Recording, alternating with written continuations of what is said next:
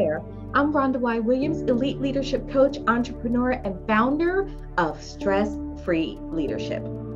I help leaders discover their power, eliminate negative stress, and reshape their leadership-based map of reality to dramatically increase their success and fulfillment. I am so glad you're joining me today for episode 2 of Myth Busting, Crushing Harmful Leadership Beliefs. Together, we can leverage this series of myth-busting, long-held erroneous and limiting leadership beliefs to give you the edge in your quest to become less stressed, truly effective, and much more fulfilled.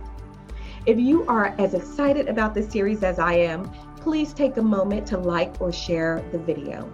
And don't forget to subscribe to my channel. Now, let's get started. I'm so excited that you're here because today we dismantle one of the most pervasive, false, and negative leadership beliefs, which is most leaders fail because they lack technical skill needed to succeed. You know, exhaustive studies on leadership competence have overwhelmingly refuted this fallacy. It's a myth and nothing more. The fact is, 71% of organizations don't believe their leaders are prepared to lead into the future. I would advocate the number one reason leaders fail is they do not have the proper support and coaching they need to meet the shifting demands and rising expectations of today's workplace. I'd like to share a brief story with you. A mother wished to encourage her young child's interest in the piano. She took her to a local concert featuring an excellent pianist. Upon entering the hall, the mother met an old friend and they stopped to chat for a bit. The curious little girl wandered off unnoticed by her mother. The girl's mother became concerned when she entered the hall and she could see no sign of her little girl. The staff were notified and an announcement was made to look out for the little lost girl. With the concert due to start, she had yet to be found. In preparation for the pianist's entrance, the curtains drew aside to reveal the little girl standing at the great piano, focused in concentration, picking out the notes to Twinkle, Twinkle, Little Star. The audience's amusement turned to curiosity when the pianist entered the stage. He walked up to the little girl and said, "Keep playing." The pianist sat down beside her, listened for a few seconds, and whispered some more words of encouragement. He then began to play a bass accompaniment. A few bars in, he reached around her and he played more accompaniment. At the end of this impromptu performance, the audience roared with applause as the pianist took the little girl back to her seat to be reunited with her astonished mother. Interesting story, right? But what's the real teaching moment? The moral value it holds? I believe it's this. We all have a day one. We all start somewhere.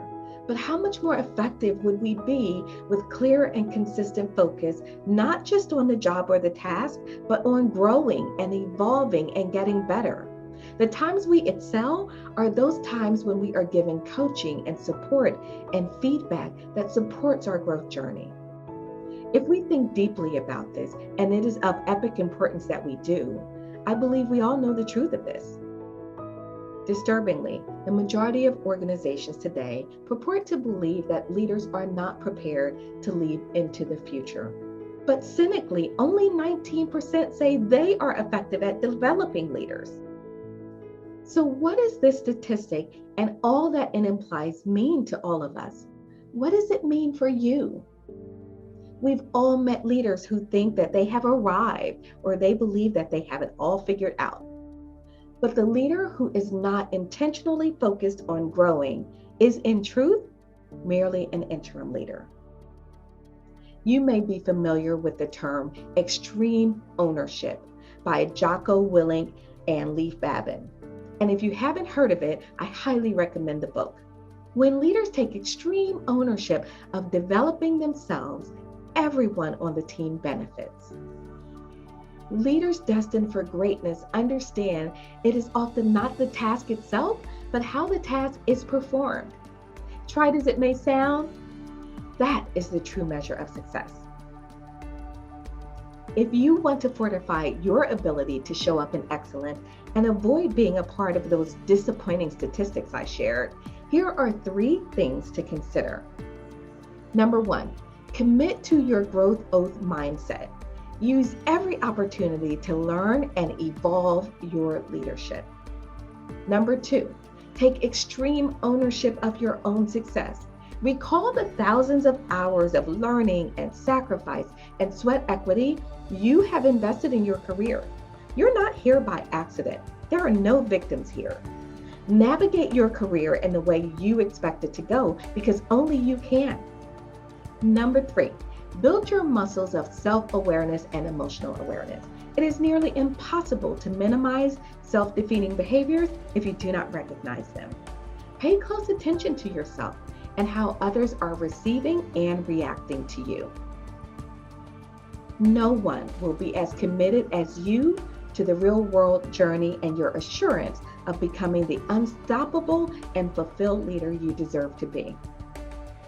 I specialize in getting real results for my clients with minimal time and effort. And I look forward to hearing from you and understanding where you are on your leadership journey so that we can double up on your power and momentum together to really take your leadership as high and as far as you deserve. Oh, and be sure to click the link to download your complimentary copy of Promoted, the guide to executive level positions. This is my gift to you. Leaders find this to be an incredibly valuable resource, and I think you will too, so you won't want to miss it. Also, take a moment to visit me. You can visit thestressfreeleader.net, and I'm really eager to hear from you. And so feel free to drop me an email at rhonda@loveleadingagain.com.